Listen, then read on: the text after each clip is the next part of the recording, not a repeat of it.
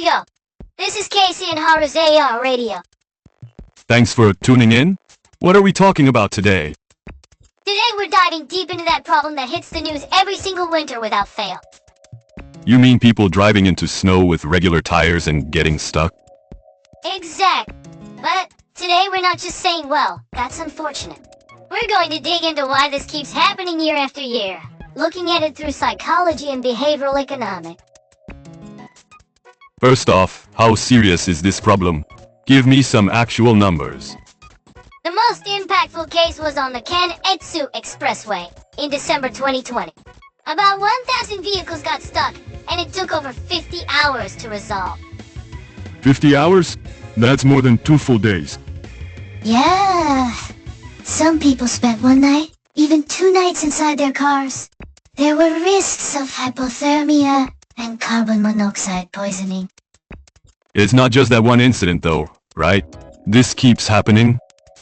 In January 2022, up to 12 kilometers of vehicles were stuck on the Shudo Expressway for hours.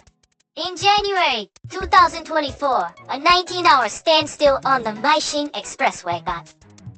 I remember that heavy snow in Tokyo in February 2024 too. Just 8 centimeters of snow caused total chaos in the city center. And in December 2025, regular tire vehicles couldn't climb uphill on Route 17 in Yuzawa. So basically the same thing happens every year. The Ministry of Land, Infrastructure, Transport and Tourism explicitly states that past stalling incidents are mainly caused by regular tires. It's a structural problem repeating in the same places under the same conditions. When you say structural problem, you mean it's not just about individual people? That's the key point today. We can't just dismiss it as reckless people doing careless things. But driving on snowy roads with regular tires is obviously dangerous if you think about it. Here's the thing. Even when people think they're making a rational judgment and believe I'll be fine, it's a decision-making error anyone can fall into. That's hard to believe. Can you explain more? Let's start with tire performance differences. JAF has experimental data showing that when braking from 40 km/h, regular tires stop in 29.9 meters on compacted snow. What about studless tires? 17.3 meters. That's about 1.7 times the difference. That's a pretty big gap. It gets even worse on icy roads, doesn't it? Exactly right. On ice, regular tires take 105.4 meters. Studless still needs 78.5 meters. Over 100 meters? That's longer than a soccer field. Right. Even at 40 km/h you can't stop. That's the reality of you can drive, but you can't stop. But if it's that dangerous, why do people drive on snowy roads with regular tires? There's a typical pattern. The most common one is there was no snow at the departure point. Like leaving Tokyo to head to a ski resort. Exactly. The road's dry when you start. The weather forecast vaguely says possible snow in mountainous areas. You're driving on the highway. The scenery turns white, and by the time you notice, it's too late to turn back. When they say mountainous areas, you don't really know where exactly that means. Another common one is the judgment a little bit should be okay. It's just a light dusting of snow. You think you can handle it by slowing down. Yeah, it does feel like you could manage a little snow. But like I said, a little snow isn't a little problem for your tire. How does psychology explain this? First, there's something called normalcy bias. It's a cognitive trait where people ignore or underestimate information that's inconvenient for them. That's the I'll be fine, or I'm the exception thinking. Right. It's famous in disaster psychology as the mentality of people who don't evacuate even when warnings are issued. But the same mechanism works in snow driving decisions. Are there others? There's also experience bias. Past successes like I was fine yesterday or I drove on regular tires last year create baseless comp. But snow conditions change every day. Exactly. A road that was safe yesterday might not be safe today. It changes hour by hour. What about skilled drivers? People who've been driving for years should be able to make better judgments. Actually, traffic psychology research points out that veteran drivers tend to underestimate risks more. Wait, that's backwards. Years of experience create overconfidence in I'm a good driver, leading them to think I can cover it with skill. But you can't make up for tires' physical grip with skill. Exactly. No matter how skilled a driver, tires that slip will slip. Anyways, visit. Are there other misconceptions about tire performance? Tons. First, the illusion that if there's no snow on the ground, I'm fine. You mean icy roads, black ice? Right? Roads freeze even without snow. Especially on bridges, at tunnel entrances and exits in shaded areas. They can be frozen even when the temperature is relatively warm. You can't tell just by looking. Also, not widely known, but regular tire. Rubber hardens at temperatures below 7 degrees Celsius. 7 degrees? That's a normal winter temperature even without snow. Yep. When rubber hardens, it loses contact with the road surface and grip drop. Regular tires underperform even on cold days without snow. What about four-wheel drive? Odd seems strong in snow. That's another persistent misconception. Sure, odd is advantageous when starting or climbing hills. But braking performance has nothing to do with drivetrain.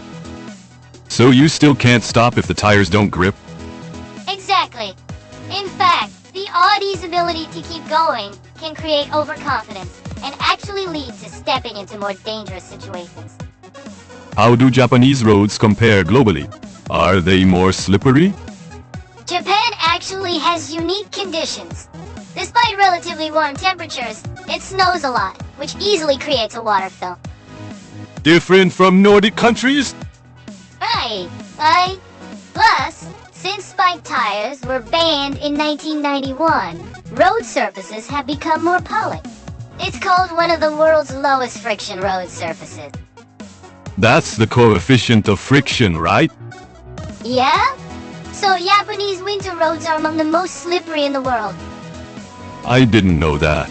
How do regulations compare to other countries? In Nordic countries, winter tires are legally mandated. Finland requires them from December 1 to March 1. Sweden from December 1 to March 31. Fines for violations? Yep. Meanwhile, winter tire adoption in North America is only 2.4%. That low? But isn't that a problem? North America uses de-icing agents aggressively, and the snow is powder that's less slippery. The situation's different from Japan. What about Japanese regulations?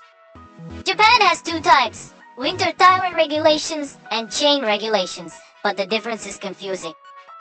What's the difference? Winter tire regulations mean you can't pass without studless tires or chains. Chain regulations are stricter. Studless alone isn't enough. You must have tire chain. How many chain regulation zones are there? Only 13 nationwide. But which zones require chains, and what regulations are currently in effect, the system for checking this is complicated. Checking while driving would be difficult. What's worse is that 60% of people in major metropolitan areas mistakenly believe driving with summer tires in snow isn't a legal violation. Wait, it's not a violation? No, it is.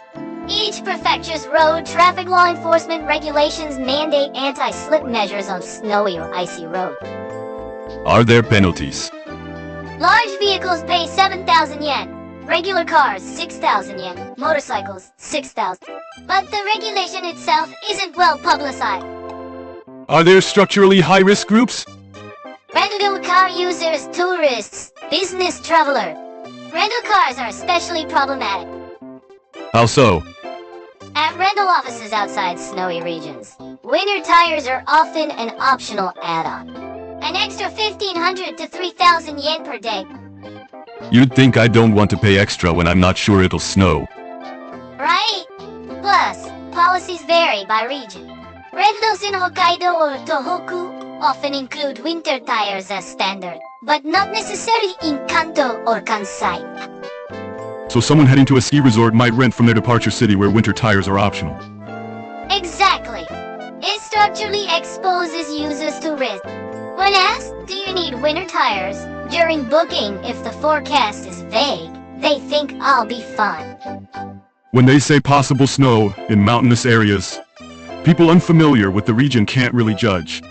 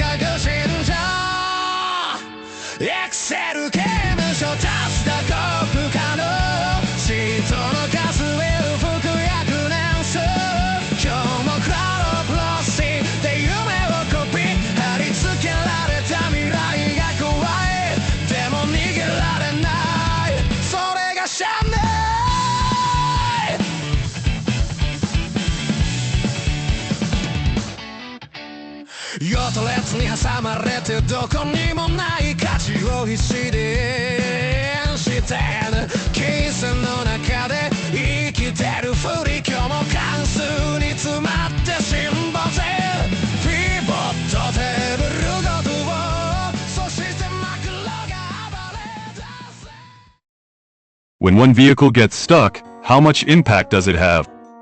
It's really serious. On roads with no escape routes like highways, it quickly becomes hundreds or thousands of vehicles stuck. Like that 1,000 vehicle Kanetsu incident in 2020. Right. It took over 50 hours because they had to rescue each immobilized vehicle one by one. When a large truck stops on a hill, surrounding cars can't move either. Snowplows can't get through. The impact on logistics must be huge too. When highways close, deliveries of perishables and pharmaceuticals are delayed. Convenience stores and supermarkets run out of stock. Hospitals risk not receiving necessary medical supply. What about emergency vehicles? According to Cabinet Office disaster information, there have been cases of ambulances stuck in massive traffic jams. Not being able to transport emergency patients or accident victims to hospitals is life-threatening. People waiting in their cars are at risk too. There are elderly people with chronic conditions, families with young children. Prolonged car confinement increases risks of hypothermia and dehydration. Keeping the engine running is dangerous too, right? If the exhaust is blocked by snow, there's risk of carbon monoxide poisoning. It is life-threatening. What's the economic loss? Japan's economic loss from road congestion is estimated at about 12 trillion yen annual. 12 trillion yen is a massive number. According to 2015 data, highway congestion lost time was 200 million person-hours, equivalent to about 100,000 workers' annual labor. Died on. Snow-related stalls push this even higher. There are indirect losses too. Rescue costs, snow removal and traffic control costs, logistics delay damages, drivers' mental and physical fatigue. Add in demand reduction from fear that highways might close due to snow, and the ripple effects are incalculable. Why not just turn back when you start seeing snow? There's a psychological mechanism here too. It's called the sunk cost effect in behavioral economics. The I've come this far thing. Yeah. Thoughts like I already paid the highway tolls, or I've spent this much time prevent the decision to retreat. But rationally, you can't recover past costs, so you should only judge based on future risks. That's true, but humans struggle to think that way. Social conformity also plays a role. Other cars are driving, so it must be okay? Right. But those other cars might have regular tires too. Everyone might be making the same wrong judgment. Time pressure too. Thinking I can't be late for my appointment. or I have to get there today eliminates the option to turn back. There's irony too, isn't there? Yeah. Yay. Sometimes the mindset I don't want to cause trouble ends up causing much bigger trouble. Thinking if I turn back, I'll inconvenience my travel companions they push through, only to get stuck and inconvenience rescue teams and vehicles behind them. How do behavioral economics experts analyze this? There's nudge theory, which says people are unconsciously influenced by psychological biases and intuitively choose less mentally taxing paths. Processing complex information is cognitively demanding. Right? So people tend to rely on simplified judgment. Weather forecasts saying possible snow in mountainous areas are too vague to help with decision. It'd be clearer if they said this road requires studless tires today. Exactly. But that kind of information delivery system isn't well developed. So how do we solve this problem? First, it's crucial to understand that individual warnings alone aren't enough. We need better system design. Like what specifically? Simplifying and clarifying regulation. The confusing difference between winter tire regulations and chain regulations can be improved by refining terminology and explanation. What about rental car? We should consider expanding mandatory standard winter tire equipment. At least rentals that might travel routes to snowy regions should have studless tires as standard in winter. The additional fee system is the problem. Right. Leaving the "do you need them" judgment to users ends up increasing risk. What about improving information design? Efforts are underway to integrate real-time road surface information into car navigation and smartphone apps. Some car navs now display snow accumulation and freezing warning. Still not enough, though. Ideally, navigation would issue warnings like winter tires required ahead. Proceed with current equipment to prompt decision-making. Integration with rental car booking systems would be great. A system that automatically suggests we recommend winter tires based on destination weather forecasts is conceivable. What's ultimately most important? Creating an environment that makes it easy to choose don't go or turn back. Does remote work factor in? It does. If situations where I absolutely must go to the office today decrease, the option to work from home on heavy snow forecast days becomes normal. We also need a culture that lowers psychological barriers to changing plans.